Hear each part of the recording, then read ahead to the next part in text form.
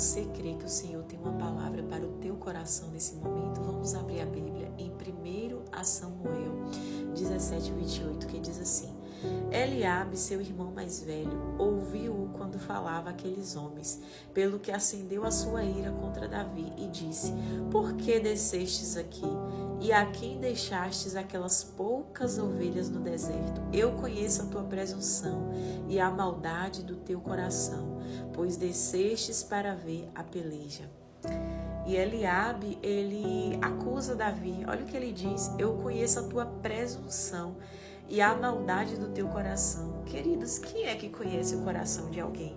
Quem é que sonda e esquadrinha os nossos pensamentos? Somente o Espírito Santo.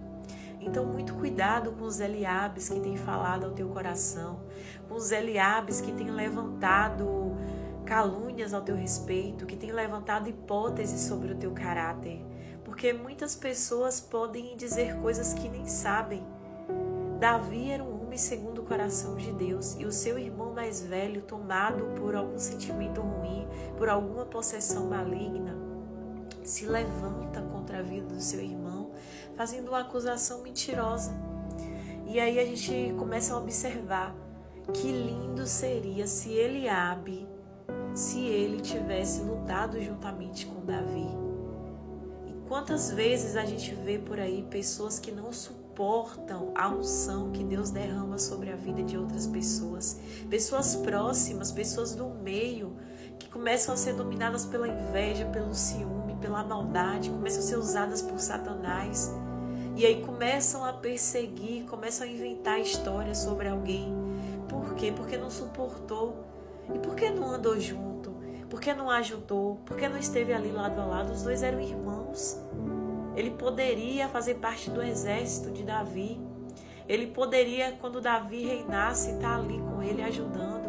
Mas ele preferiu ser um acusador. Ele preferiu ser um perseguidor. Ser alguém que falava coisas a respeito de Davi que nem eram verdades.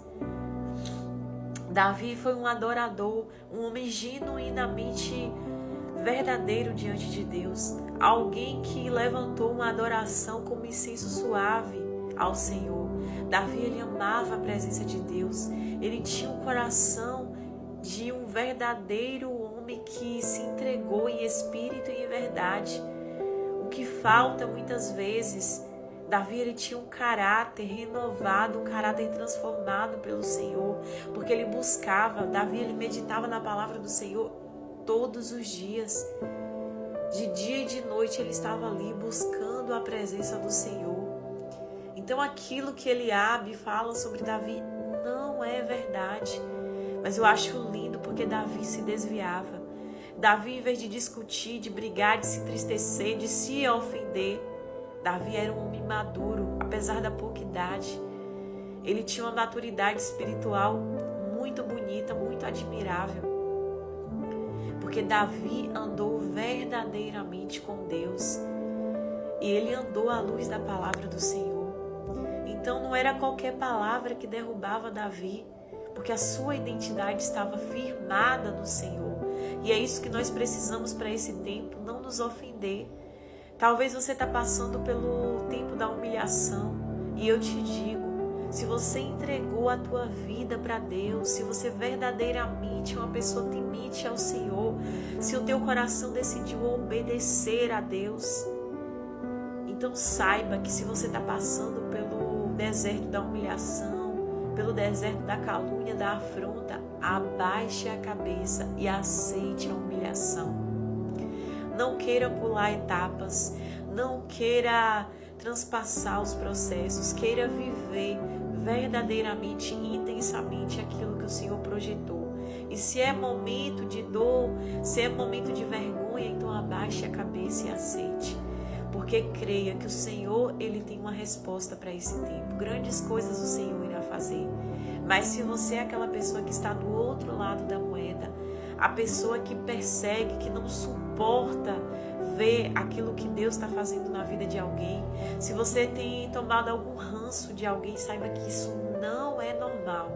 Perseguir a vida de alguém não é normal.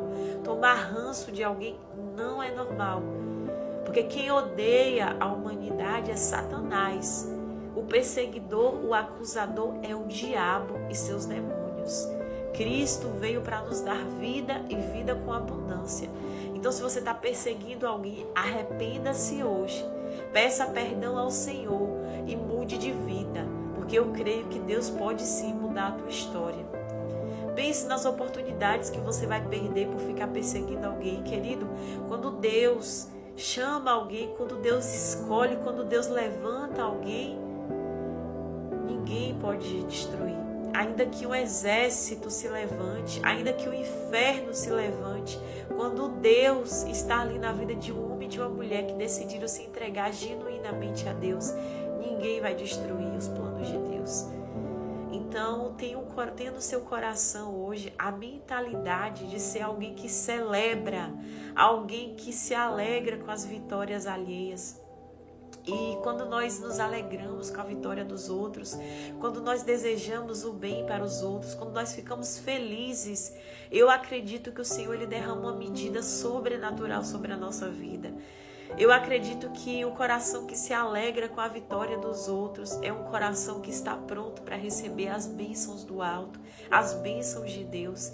E Deus é tão lindo que Ele olha para dentro de nós, Ele vê o nosso interior, Ele vê a nossa alma. E nos enxergando, Ele nos dá aquilo que é justo, aquilo que é perfeito, aquilo que é agradável.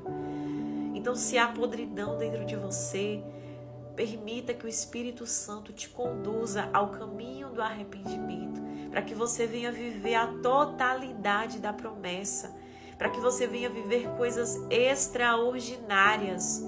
Não seja alguém que quer derrubar a vida dos outros, mas seja um agente de cura para esse tempo. Porque eu creio que o Senhor ele está em busca de verdadeiros adoradores, de pessoas que não se deixam contaminar pela inveja, pelos ciúmes, que não se deixam dominar pelas carnalidades, mas que estão dispostos a ajudar. Pessoas que estão dispostos a ser usados por Deus para ser bênção nesse tempo, para que muitas pessoas sejam lançadas e vivam o propósito. Porque a obra de Deus vai acontecer, quer você queira ou não. Quer você se levante ou não, a obra de Deus vai acontecer. Quem você quer ser?